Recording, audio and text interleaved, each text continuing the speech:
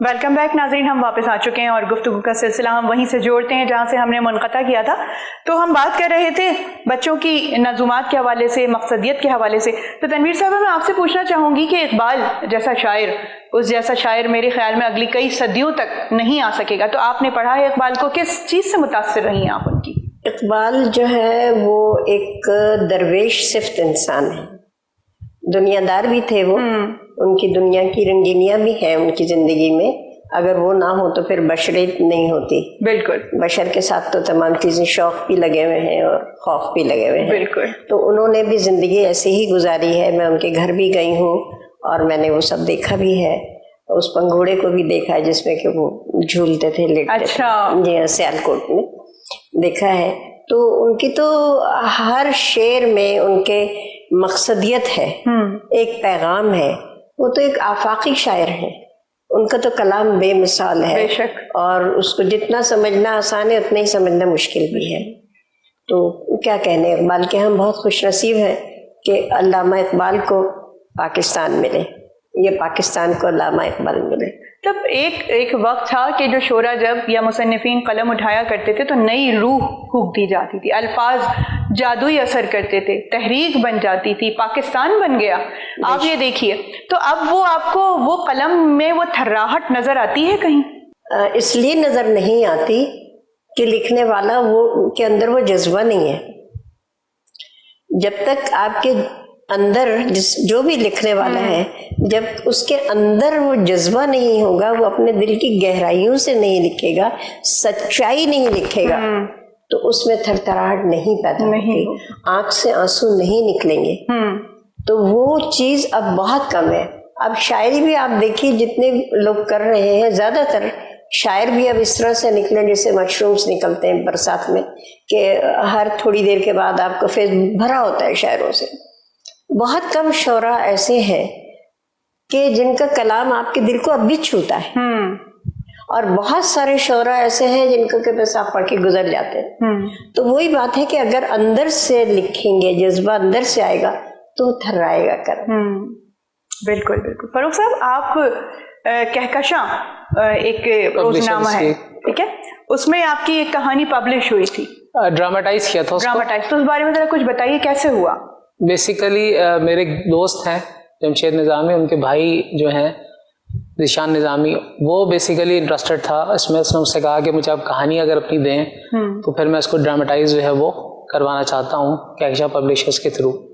تو وہ اس نے پھر میں نے اپنی کہانی ان کو دی، شہر بے اما کے نام سے کہانی تھی وہ کہانی میں نے اس کو دی، اور اس نے پھر اس کو جو ہے وہ ڈرامائی تشکیل کہہ لو آپ، یا ڈائلاگس لکھنا، اس کو ڈائلاگ کی شکل میں اس نے کنورٹ کیا. بیسیکلی اس کہانی کا مقصد کیا تھا؟ تھوڑا سا اس کے بیسیکلی اس وقت جو کراچی تھا اس وقت، اس کے حوالے سے وہ ایک کہانی تھی کہ کس طرح سے جو ہے مطلب جو حالات تھے اس وقت کے، اس پس منظر میں جو ہے وہ کہانی لکھی گئی تھی. کہ ویسے کراچی نے سب کو پناہ دی ہوئی ہے لیکن پھر بھی وہ شہر بے اما ہے. ایگزیکٹلی یہی اس کا جو ہے وہ مقصد تھا، یہی مقصد تھا اس کا. ٹھیک ہے، تو یہ لکھنے کا سلسلہ ابھی بھی آپ کا جاری ہے؟ ابھی بھی آپ اپنی غزلیات یا نظومات یا تحاریر ہیں اور وہ بنتی رہتی ہیں جرائد و رسائل کی زینت؟ تو کیا ابھی اس طرح کی ادبی تقریبات آپ اٹینڈ کرتے ہیں؟ جیسے حلقے ہوتے ہیں، آرٹس کاؤنسل ہے، تو مشاعرے اٹینڈ کرتے ہیں فاروق صاحب؟ بہت کم، اب تو مشاعرے ہوتے بھی نہیں ہیں. بہت تو زوم کا زمانہ آ گیا ہے، جب سے کرونا آیا ہے تو زوم انٹروڈیوس ہوا ہے. تو لیکن کر رہا ہوتا ہوں، دوستوں میں ہوتی ہے، اس کے علاوہ ICMA میں کوئی تقریب ہے تو اس میں ہوتا ہے، اس طرح سے ہو رہی ہوتی ہے. اس وقت کی آپ ادبی خدمات جو کہ کراچی میں چل رہی ہیں اردو ادب کے حوالے سے، آپ سمجھتے ہیں کہ آپ کو کوئی بڑا کام نظر آ رہا ہے؟ آپ متاثر ہیں تحاریر سے؟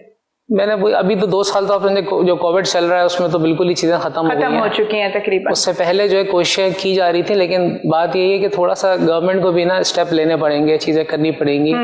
اگر آپ ریوائول چاہتے ہیں چیزوں کا تو اس کو آپ کو سپورٹ کرنا پڑے گا. انڈیویجول کوئی بھی شخص ہو وہ نہیں کر سکتا اس چیز کو، اور منعقد ہونے چاہیے مشاعرے، کیونکہ کلچر جو ہے ہمارا وہ یہی ہے اور اس کو ہمیں ڈیولپ کرنا پڑے گا.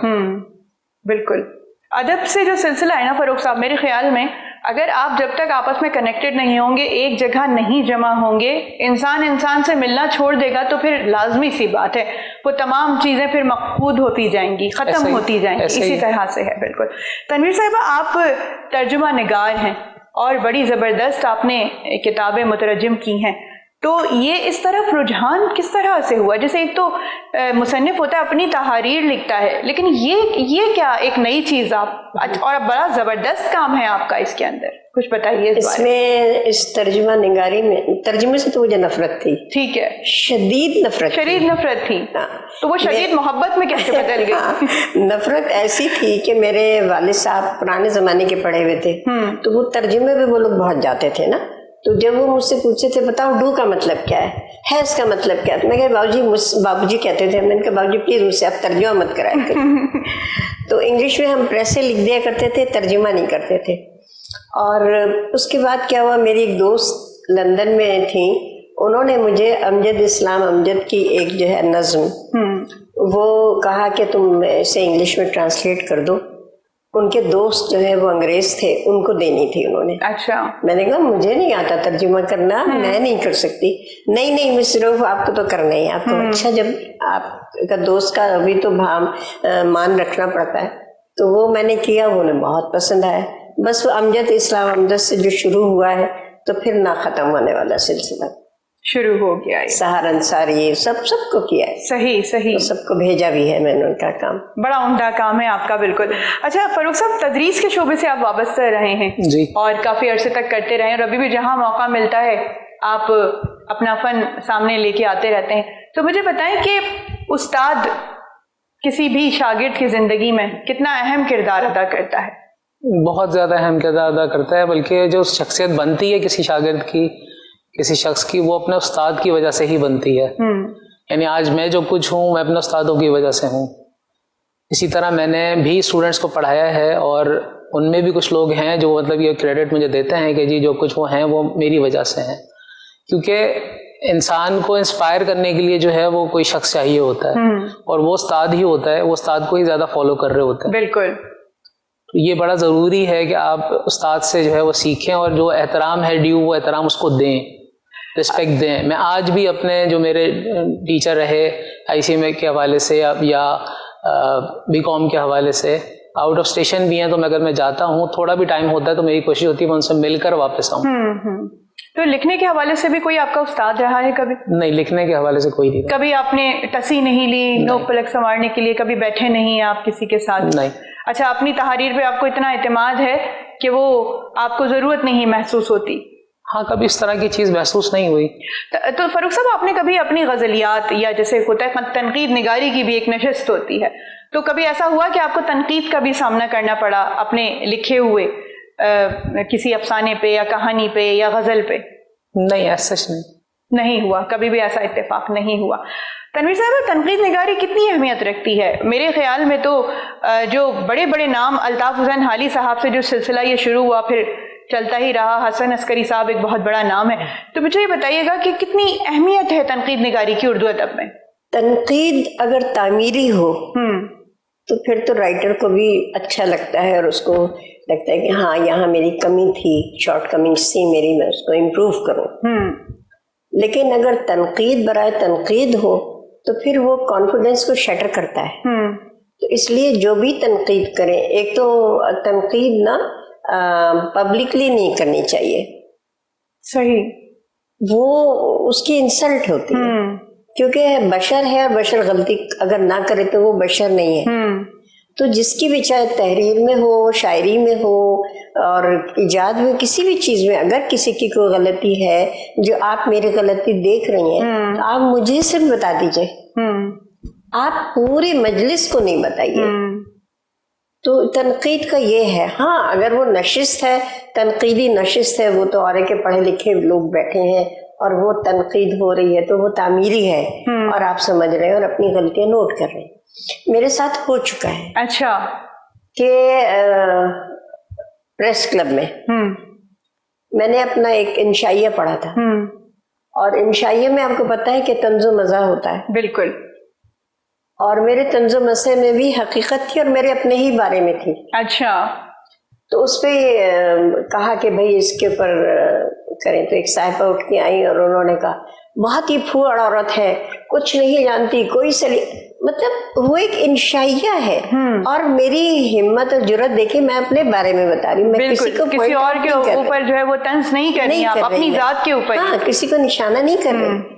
तो वो उन्होंने ऐसे मेरे बखी उधेड़े ऐसे उधेड़े, हाँ, कि वो सबको नागवार लगा, मुझे तो लगा ही लगा। तो तनकीद जो है वो तामीरी होनी चाहिए, किसी की वो सुई नहीं चुभानी चाहिए। हाँ, किसी को नीचा गिराने के लिए आपको नहीं करना चाहिए। मुझे यहाँ पे एक अशफाक अहमद साहब की ज़ाविया किताब में मैंने एक वाकया पढ़ा था कि जिस स्कूल में वो पढ़ते थे गांव में, तो वहाँ उनके एक उस्ताद हुआ करते थे। तो बच्चों को जब उन्होंने सजा दी तो उनको भी सजा दी और एक और बच्चे को भी सजा दी, तो और सबके सामने बड़ी बेइज्जती वाला माहौल हो गया। जो दूसरा बच्चा था ना, फरूक साहब, उसने तो स्कूल ही छोड़ दिया हमेशा के लिए। लेकिन अशफाक साहब कहते हैं कि जब तक मैं जिंदा रहा मैंने दोबारा कभी उन उस्ताद से मिलना पसंद नहीं किया। तो ये बड़ा अहम किरदार अदा करता है कि आप किसी के नुक्स को सरेआम आप नीलाम कर दें, और किसी को आप अगर बिल्कुल अलग से ले जाके करें तो उसमें बल्कि तस्हीह का ज्यादा गुमान हो जाता है, ज्यादा गुंजाइश। और ये बात जो है पूरे माशरे पे जो है लागू अप्लाई करनी चाहिए हमें, क्योंकि हम आम तौर पे ऐसे ही कर रहे होते हैं। हमारे माशरे में बड़ी आम सी बात है ये कि मुझे अगर कोई आपसे कोई शिकायत है, मैं आपसे शिकायत नहीं करूंगा, मैं हर एक से शिकायत कर लूंगा, वो आपसे नहीं करूंगा। अगर मुझे चाहिए, अगर मुझे आपके अंदर बेहतरी चाहिए तो मैं आपसे वो बात करूं। बेशक, ये इंपॉर्टेंट चीज जो हमारे नहीं होती, बड़ा फुकदान है इस चीज का हमारे यहाँ। बिल्कुल बिल्कुल सही किया। आपका ताल्लुक एकेडमिक्स से भी है जी। फरूक साहब, मुझे बताइएगा कि जब हम पढ़ा करते थे, बल्कि हम और आप सब, तो उर्दू तो होता ही है सब्जेक्ट, तो एक खास सिलेबस हुआ करता था, बड़ा जबरदस्त मयार हुआ करता था कि वो 5 सब्जेक्ट या 6 सब्जेक्ट होते थे, लेकिन वो पढ़ने वाले भी आज जिन मकामात पे बैठे हुए, वो आज का कॉन्वेंट स्कूल का पढ़ा हुआ बच्चा भी उसका मुकाबला नहीं कर सकता। तो मौजूदा दौर जो तालीमी इदारों में सिलेबस पढ़ाया जा रहा है, आप उससे मुत्तफिक हैं? देखिए, पहली चीज तो ये है कि सिलेबस भी डिवाइड हो गए, एक सिलेबस नहीं पढ़ाया जा रहा। OA लेवल्स का अलग सिलेबस है, आगा खान बोर्ड का अलग सिलेबस है, सेंट एक्सपोर्ट बोर्ड का अलग सिलेबस है। तो पहले तो जो डिफरेंशिएशन हुई वो यहाँ पे हुई, और इसकी वजह से मुआशरे के अंदर भी हमारे फर्क पैदा हो रहा है गाहे बगाहे, क्योंकि हम 3 डिफरेंट तरह के लोग पैदा कर रहे हैं। बिल्कुल, जो आगे जाके जॉब करते हैं, चीजें करते हैं, तो वहाँ पे वो डिफरेंस, जी बिल्कुल डिफरेंस पैदा होता है, और उस डिफरेंस की वजह से माशरे में महरूमियां जन्म लेती हैं। बिल्कुल। तो पहली चीज तो ये है, हमें एक सिलेबस की तरफ आना चाहिए, और एक सिलेबस जो तीनों जगहों पे पढ़ाया जाए। यकसा सिलेबस अगर इम्प्लीमेंट हो भी गया तो क्या इसे सब कबूल करेंगे?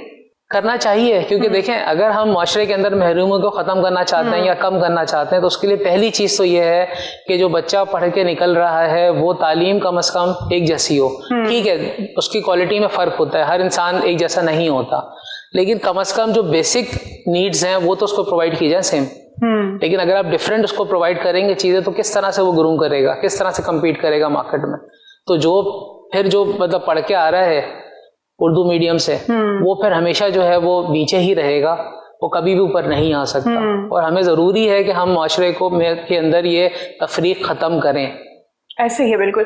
तनवीर साहिबा, मैं खुद एक गवर्नमेंट स्कूल की पढ़ी हूँ जिसको कहा जाता है पीले स्कूल, ठीक है। अच्छा, मैंने ये देखा है कि नॉर्मली जो वहाँ से पढ़ के निकलते हैं उनका अदब से भी ताल्लुक होता है, और वो बाकी तमाम चीज़ें भी दुनिया में कर रहे होते हैं, और 6ठी क्लास में शायद पहली दफ़ा इंग्लिश पढ़ाई जाती है, ABC से रोशनास करवाया जाता है। तो आप मुझे बताइएगा कि इस वक्त जो हमारा निज़ाम तालीम है उसमें बिल्कुल उर्दू से और बाकी चीज़ों से स्टूडेंट्स दूर हैं, तो हम उनको कैसे मोरद इल्ज़ाम ठहरा सकते हैं कि आपको अदब से मोहब्बत नहीं, आप अदब से दूर हैं?